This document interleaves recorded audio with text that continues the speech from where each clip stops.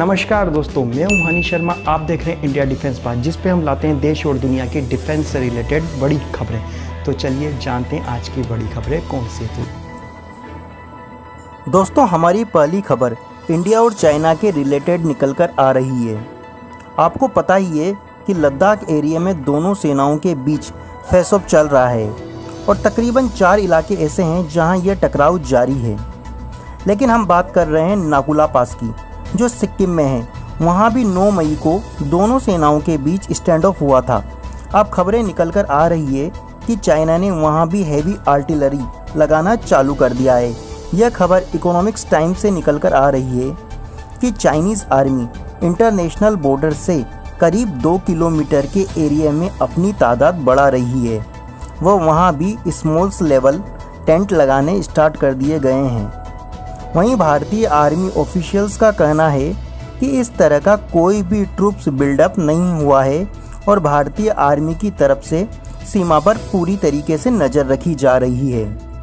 वहीं हमारे रक्षा मंत्री राजनाथ सिंह जी को अमेरिकी रक्षा मंत्री की तरफ से कॉल कर सारे मसले की जानकारी प्राप्त की गई।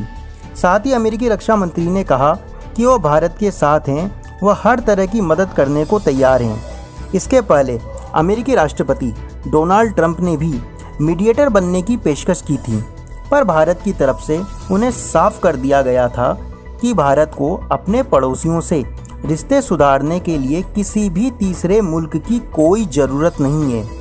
इस मसले को हल करने के लिए भारत व चाइना डिप्लोमेटिक के साथ साथ आर्मी ऑफिशियल्स की मीटिंग भी कर रहे हैं, जिससे मामले को शांत किया जा सके। अब यहाँ सवाल पैदा होता है कि चाइना ऐसा कर क्यों रहा है। तो इसका जवाब है, पहला तो कोरोना वायरस। पूरी दुनिया में एक और जहाँ कोरोना के लिए चाइना को जिम्मेदार बताया जा रहा है, साथ ही यूएसए से चाइना के ट्रेड रिलेशन में भी मंदी आई है। वह कई कंपनियां चाइना को छोड़ अपनी इंफ्रास्ट्रक्चर भारत में खड़ा करना चाह रही है, जो चाइना कतई नहीं चाहेगा, जिससे चाइना ऐसी हरकतें करके भारत पर दबाव बनाने की कोशिश में लगा है। लेकिन जिस तरह से यूएसए वो यूरोपियंस द्वारा चाइना को कटघरे में लिया जा रहा है, वह यूएसए भी चाइना की जगह इंडिया को एक नया वो उभरता बाजार मान चुका है। ऐसे भी चाइना का ये दाव उल्टा पड़ता दिख रहा है।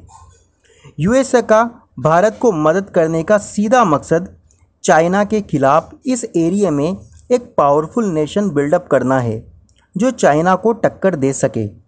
वह पूरी एशिया में भारत से अच्छा विकल्प उसे नज़र नहीं आ रहा है, चाहे वो एरिया वाइज हो या पॉपुलेशन वाइज। ऐसे में भारत को भी समझना होगा कि यूएसए से उतनी ही सहायता लें जितनी ज़रूरत है। इसी कारण हमारे रक्षा मंत्री ने भी यूएसए के मध्यस्थता वाले ऑफर को पूरी तरीके से ठुकरा दिया था। वहीं दूसरी ओर चाइना के इस रवैये के लिए कुछ एक्सपर्ट्स भारत द्वारा ताइवान के प्रेसिडेंट की ऑथ टेकिंग सेरेमनी में भारत की तरफ से 2 MP को भेजा गया, उसको भी मानते हैं। दोस्तों, चाइना ताइवान को चाइना का पार्ट मानता है, भले ही ताइवान पूरी तरीके से एक अलग राष्ट्र है। वह भारत के 70 सालों के इतिहास में ऐसा पहली बार हुआ है जब भारत ने ताइवान को सपोर्ट करने के लिए अपने 2 MP को वहां ऑनलाइन उपस्थिति दर्ज कराने की, जिसके लिए ताइवान ने भारत का धन्यवाद भी दिया। इस मसले को लेकर भी चाइना काफ़ी गुस्से में है।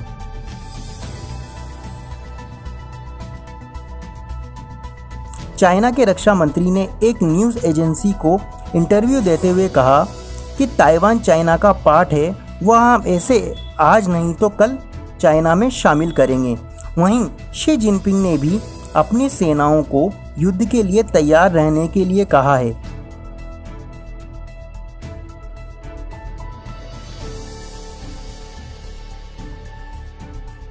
यह देखना दिलचस्प होगा कि आगे जाके इसका क्या परिणाम निकलता है।